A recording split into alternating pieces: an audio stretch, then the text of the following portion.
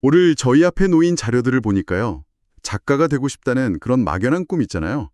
이걸 아주 구체적인 현실로 만드는 거의 뭐 설계도 같은 게 펼쳐져 있는 것 같아요. 네, 맞습니다. AI로 아이디어의 씨앗을 틔우고 디자인 툴로 책을 만들고 이걸 또 온라인 서점에 유통해서 작가라는 공식적인 명함을 얻는 그 전체 과정이 다 들어있네요. 네, 맞아요. 오늘 저희가 분석할 자료는 딱 세 가지입니다.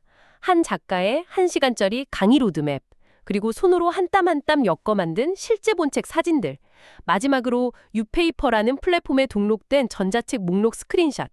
이 세 가지가 딱 합쳐져서 하나의 완성된 길을 보여주고 있죠. 그래서 오늘 저희의 목표는 이 자료들을 나침반 삼아서 머릿속에만 있던 아이디어가 어떻게 손에 잡히는 책으로 태어나는지, 그리고 마침내 네이버 검색창에 이름을 쳤을 때 직업란에 작가라고 뜨게 되는지 그 흥미진진한 여정을 단계별로 한번 같이 걸어가 보는 겁니다. 시작 전부터가 아주 인상적이에요. 맞아요.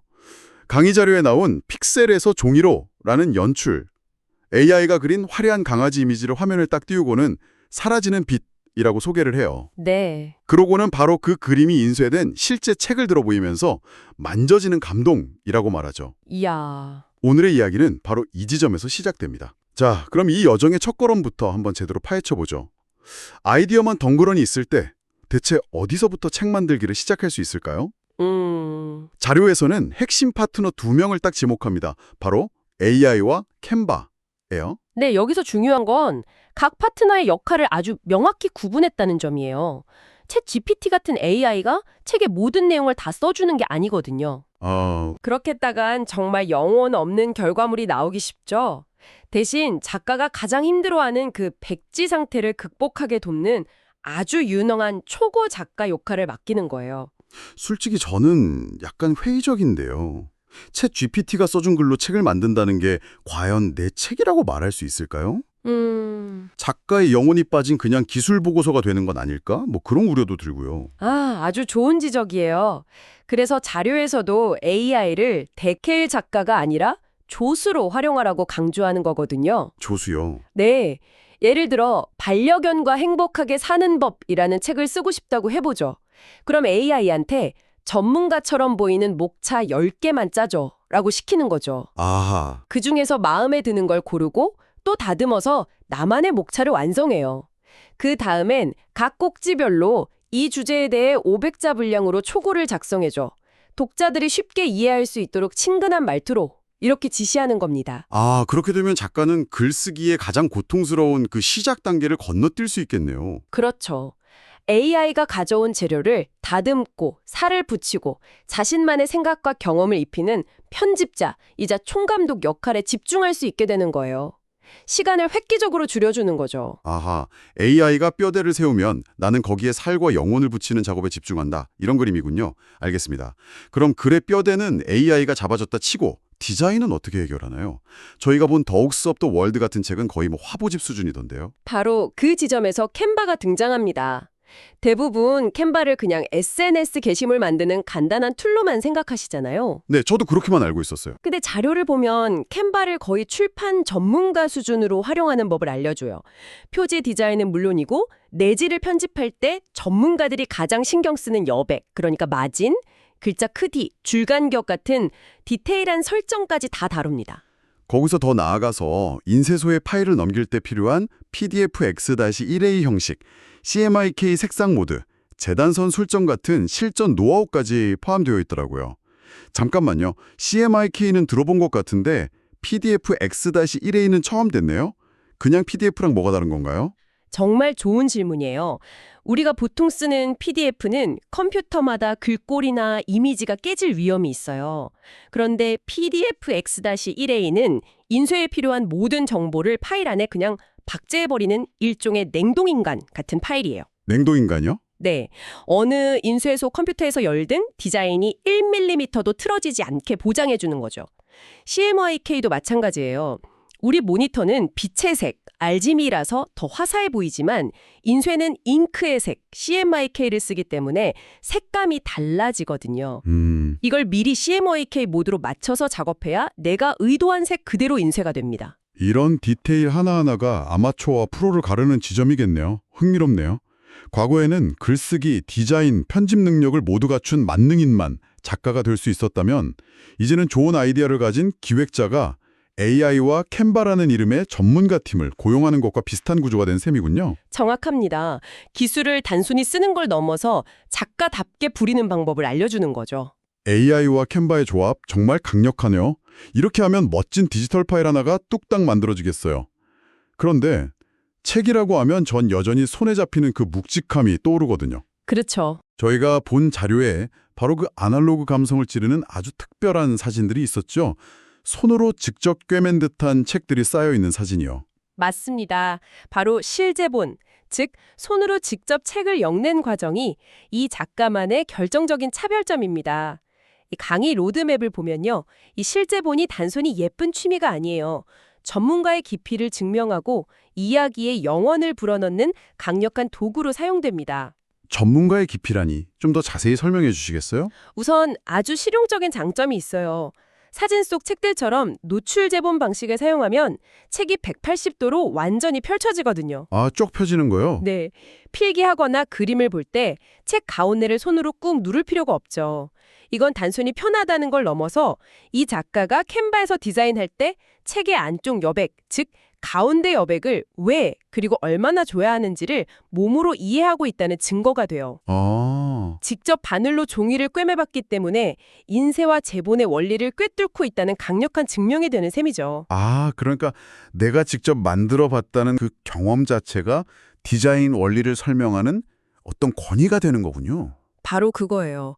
그리고 여기서 한 단계 더 나아가서 이게 감성적인 스토리텔링 도구가 됩니다. 스토리텔링 도구요? 네.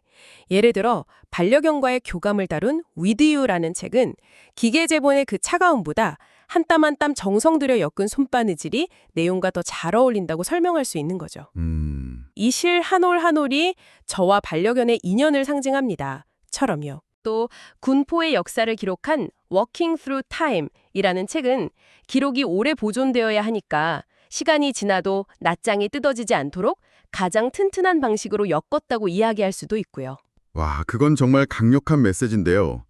AI라는 최첨단 기술로 빠르게 만들지만 마무리는 사람의 온기가 담긴 손으로 완성한다는 그런 철학이 담겨 있네요. 네, 이건 단순히 책을 만드는 기술을 넘어선 현상이에요.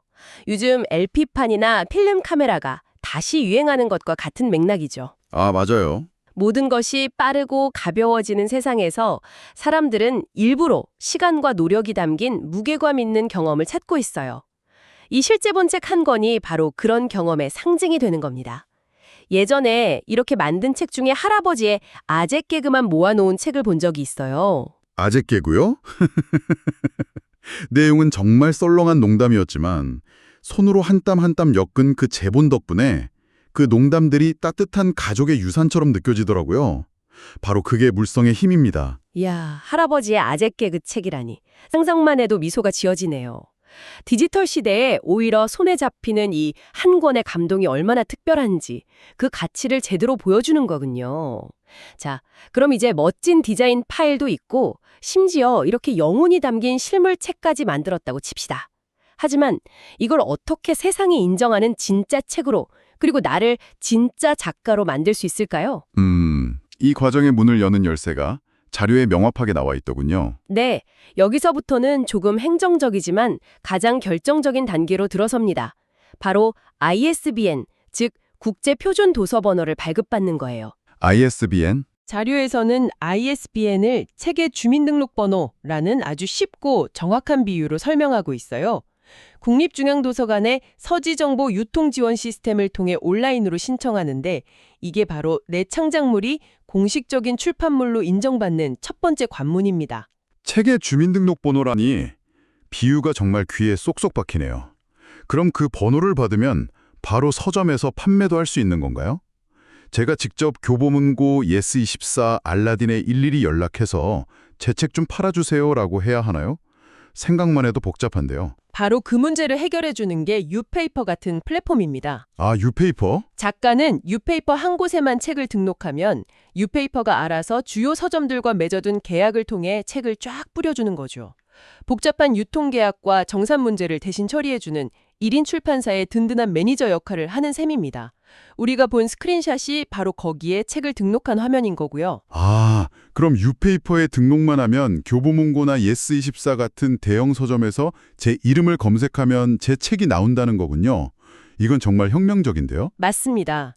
자료에 따르면 검수 후에 국내 7대 주요 서점에 자동으로 유통 설정이 가능하다고 해요.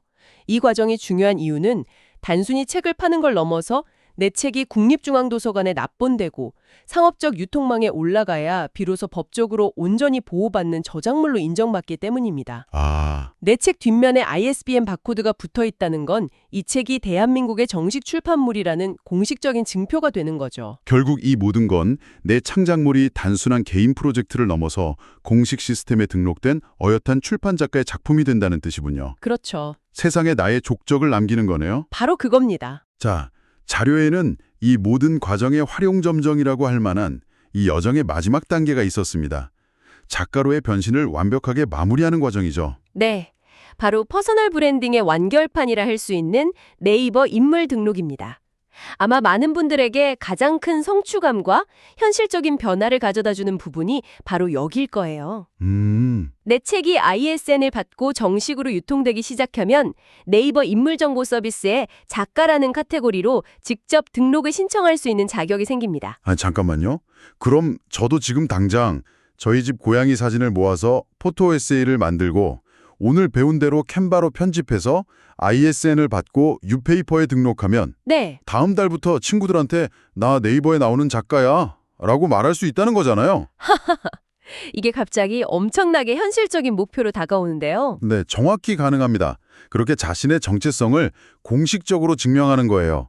자료에서도 신청할 때 가장 중요한 증빙 자료가 바로 ISN 정보와 온라인 서점에서 검색되는 내 책의 판매 링크라고 강조합니다. 아, 내가 만든 프로젝트가 나를 증명하는 공식적인 경력이 되는 가장 극적인 순간이죠.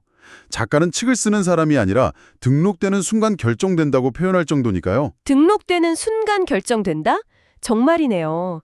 언젠가 작가가 되고 싶다는 그런 추상적인 꿈이 저는 작가입니다 라는 구체적인 경력이 되는 거군요. 네, 이 경험을 바탕으로 독자들과 소통하고 또 다른 기회, 예를 들어 강연 같은 걸로 이어질 수도 있겠어요. 그렇습니다. 이 전체 과정은 단순히 책 한 권을 내는 기술을 배우는 것을 넘어서 스스로를 작가로 브랜딩하고 세상에 자신을 알리는 방법을 배우는 과정인 셈입니다. 정리해 보겠습니다.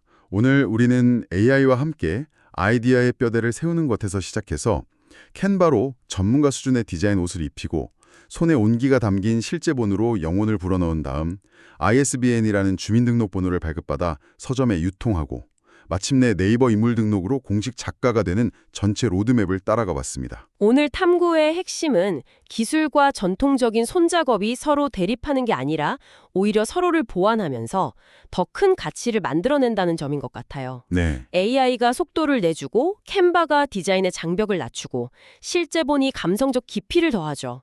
이 모든 과정이 과거에는 소수의 전문가와 출판사만이 독점했던 출판이라는 높은 성벽을 허물고 누구나 자신의 이야기를 세상에 내놓을 수 있는 광장을 열어주고 있습니다. 자료들이 결국 이 모든 과정을 가르치는 강의에 대한 것이었잖아요. 네, 이건 작가라는 역할이 더 이상 선택된 소수만의 재능이 아니라 누구나 배우고 익힐 수 있는 하나의 기술이 되어가고 있습니다. 그렇다면 마지막으로 이런 질문을 던져보고 싶네요.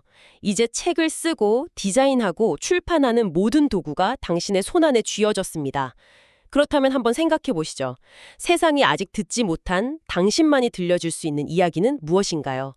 그리고 그 이야기의 영혼을 가장 잘 담아낼 형태는 빠르게 퍼져나가는 디지털일까요? 묵직한 온기가 담긴 손으로 엮은 책일까요? 아니면 그 둘 모두일까요?